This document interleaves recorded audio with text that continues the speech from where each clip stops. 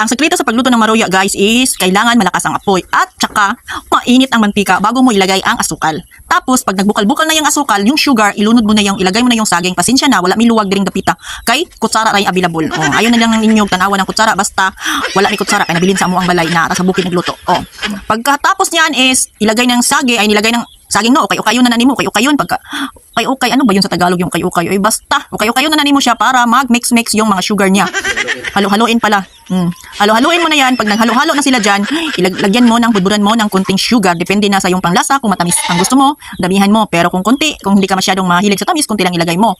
Mas masarap kasi pag dagdagan mo yun ng sugar. Kasi pag kinagat mo yun, nandun ang lasa at ang tamis. O, ayan. Pag naluto na, haonin na. Tapos tikman na ni Swilin. O, bahalag magkapasok-pasok ng naong, ana. Ayan na mo pag-focus sa naong. Mag-focus mo sa gipaak nga saging ni Swilin. Inaana ram tirada din ha. Nitubag pag yun ang kanding. O.